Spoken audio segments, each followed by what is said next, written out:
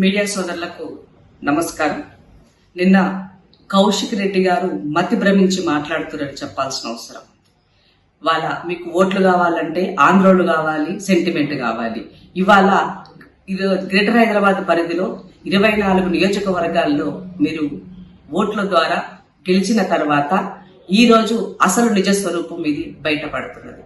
కౌశిక్ రెడ్డి గారు నిన్న గాంధీ గారిని ఉద్దేశించి బతకనీకొచ్చినోడని మాట్లాడినారు. మరి 10 సంవత్సరాలు మీ పార్టీలోనే ఉన్నారు కదా, ఆ రోజు తెలియలేదా బతకనీకొచ్చినోడు ఆంధ్రోడు అని? ఆ రోజు తెలియలేదని అడుగుతున్నా. ఇవాళ మీకు విభేదాలు రాగానే ఆంధ్రోడు బతకనీకొచ్చినోడు అని గుర్తు చేస్తున్నారంటే మీ యొక్క నైజం, మీ యొక్క స్వరూపం, మీ యొక్క డిఎన్ఏలో ఉన్నది ఏంటి అన్నది ఇవాళ బట్టబయలైంది. మరొకసారి తెలంగాణ సమాజం ఉందని తెలియజేస్తున్నాను.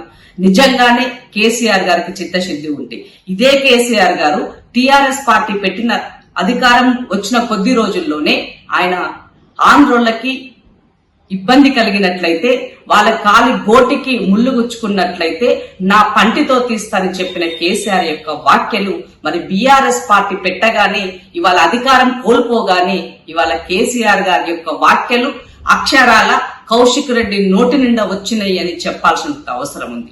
దీనితో పాటు ఇవాళ రేవంత్ రెడ్డి గారు ముఖ్యమంత్రిగా తన పాలనని కొనసాగిస్తూ నిత్యం ప్రజల మధ్య ఉంటూ చేస్తున్నటువంటి పాలనను చూడలేక అసూయతోటి హైదరాబాద్ యొక్క ఇమేజ్ ని కూడా డ్యామేజ్ చేసే విధంగా నిత్యము ఆందోళన కలిగిస్తున్నారని, ఒక శాంతి భద్రతలు ఇక్కడ కరువు అవుతున్నాయి, శాంతి భద్రతలు లేవు అని ఒక రకమైనటువంటి ఇమేజ్ క్రియేట్ చేయడం కోసము నిన్న జరిగినటువంటి మొత్తం ఎపిసోడ్ ను కూడా మనం ఒక సినీ ఫకీలలో చూడవచ్చు. తను చేసినటువంటి దాన్ని మందలించకపోగా హరీష్ రావు మరి తన యొక్క మాజీ మంత్రులు తర్వాత బీఆర్ఎస్ పార్టీకి సంబంధించిన నాయకులందరూ కూడా వచ్చి గలాట చేసి సిపి కమిషనర్ ఆఫీస్ ముందు కూడా పెద్ద ఎత్తున గలాట చేశారు.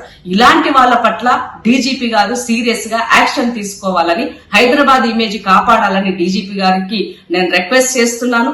ఇమీడియట్ గా కౌశిక్ రెడ్డి గారి పైన కేసు ఫైల్ చేయాలని చెప్పేసి డిమాండ్ చేస్తున్నాను. కౌశిక్ రెడ్డిని నిన్న చేసినటువంటి అనుచిత వ్యాఖ్యల పట్ల మహిళలని తనదు చిన్నతనంగా చూసినటువంటి కౌశిక్ రెడ్డిని ఇమీడియట్ గా పార్టీ నుంచి సస్పెండ్ చేయాలని చెప్పేసి నేను డిమాండ్ చేస్తున్నాను.